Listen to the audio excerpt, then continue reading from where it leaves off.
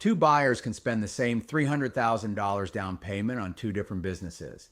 5 years later, one owns a company worth twice what he paid. The other is working 60-hour weeks just to keep revenue flat. The difference isn't who they are. It isn't how much they paid. It's the type of business they chose before they ever made an offer.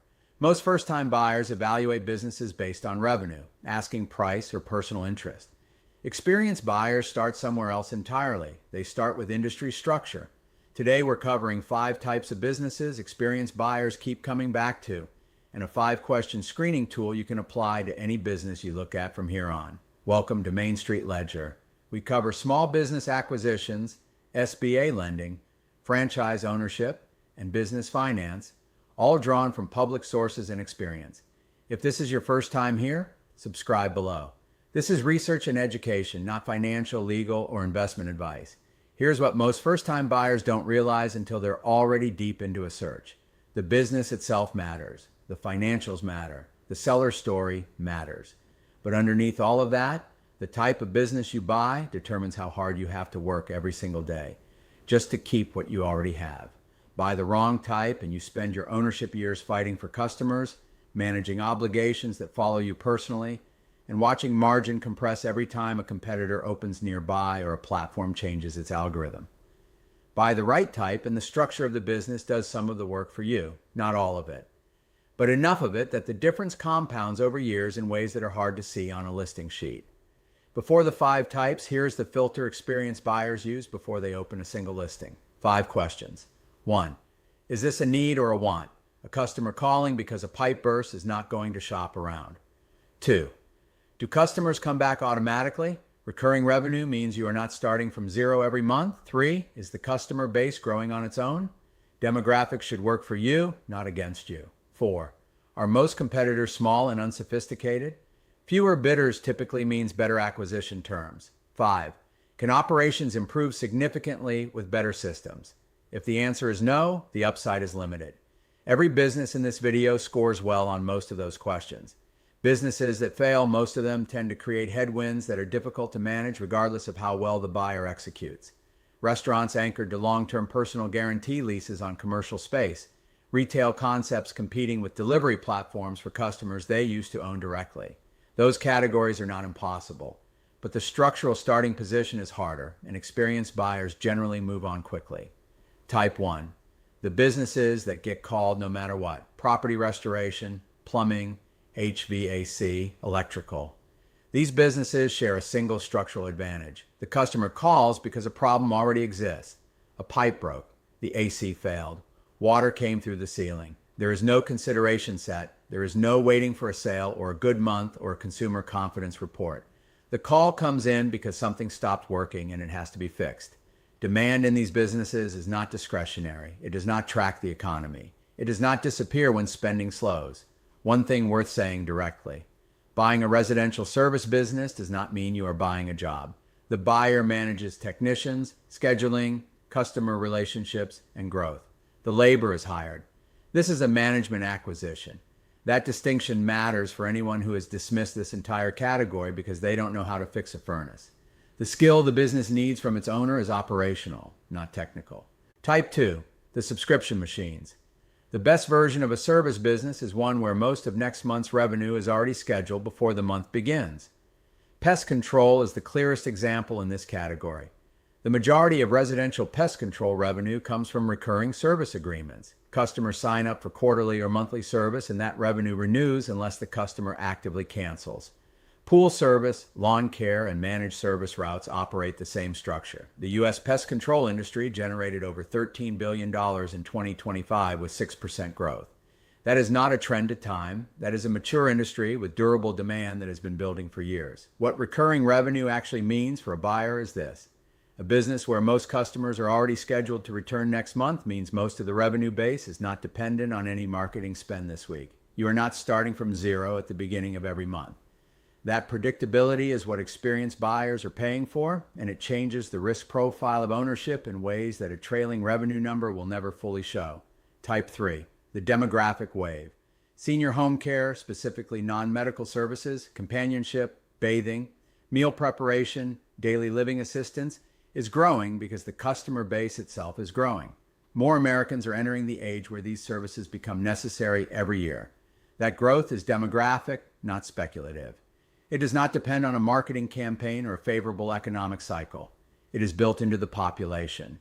Non-medical home care carries lower licensing barriers than medical care, which makes it more accessible for a first-time buyer. And it applies the industry test cleanly. Need, not want. Customers return on a regular schedule. The customer base grows on its own.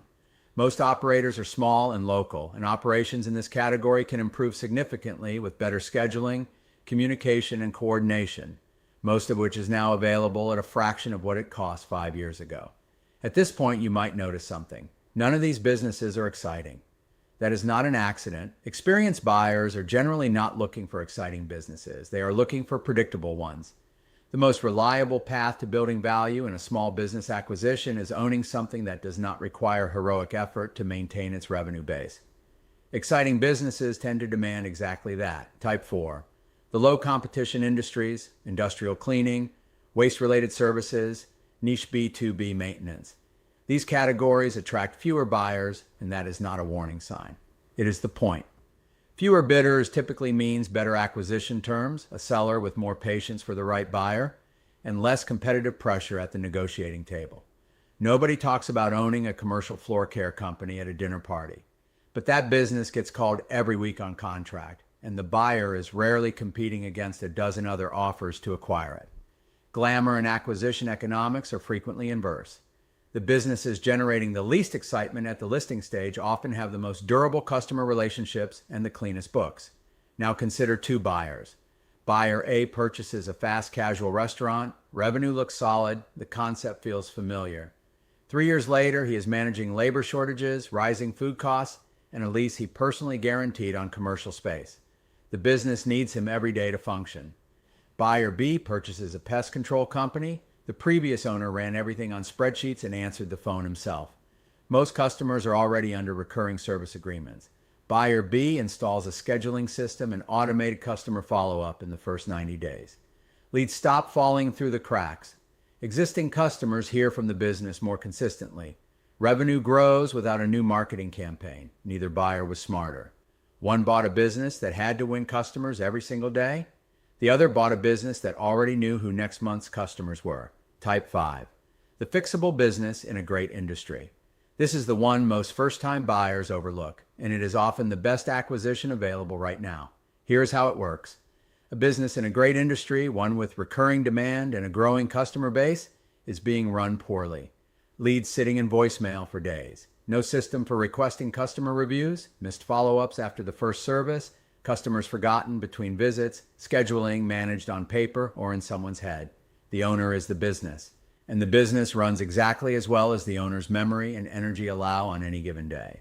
Because the business is performing below its potential, the asking price reflects that underperformance.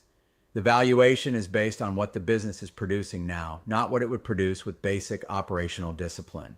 Historically, fixing that required hiring people, a manager, an admin, a marketing coordinator, time, and payroll.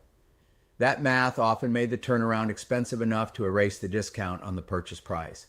That equation has changed. Lead follow-up, appointment scheduling, customer satisfaction outreach, invoice generation, cash flow visibility, review request campaigns. These are functions AI tools now handle at a cost that is a fraction of what a part-time employee used to run. A buyer who deploys these tools in the first 90 days of ownership is not inheriting a problem. They are buying a business at a discount in a good industry, and they are closing the operational gap faster than any previous generation of buyers could. Here's what to carry away from this video. Experienced buyers choose the type of business first and the specific deal second. The industry test gives you 5 questions to apply before you spend time on due diligence. Recurring revenue is not just a feature, it is a risk management tool. A business where most customers are already scheduled to return is a fundamentally different asset than one that earns every sale from scratch. Low-glamour industries frequently offer better acquisition terms because fewer buyers are looking there. And a poorly run business in a great industry is often the best opportunity available right now, because the tools to fix the operations have never been more accessible or more affordable. The next time you look at a business listing, do not start with revenue. Run the industry test first. If the business fails most of those 5 questions, you may be looking at a harder road than the financials suggest. The question is not whether a business is good. It is whether the industry makes success easier or harder. The best acquisition is usually a capable operator inside a forgiving industry, not a great operator fighting a bad one. If this video was useful, subscribe below. We cover these topics every week. Research the deal before you fund the deal.